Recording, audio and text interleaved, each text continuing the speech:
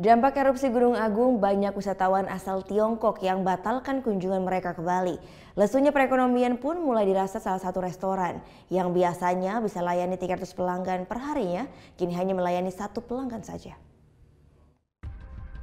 Bulan Desember biasanya jadi puncak wisatawan dunia membanjiri Pulau Dewata, Bali. Namun berbeda dengan Desember tahun ini, beberapa kota di Bali sepi, pantai tak seramai biasanya.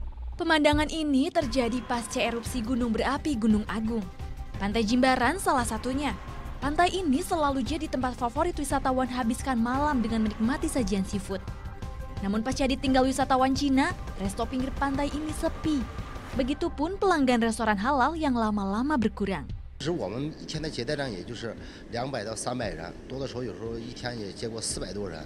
目前呢，就是说今天，一天呢可能就进来1个客人，然后呢就是像这种情况呢，可能还会延续到这个12月月底。 Dari data Konsulat Jenderal Cina di Bali, pasca erupsi lebih dari 13.000 wisatawan asal Cina sudah meninggalkan Bali.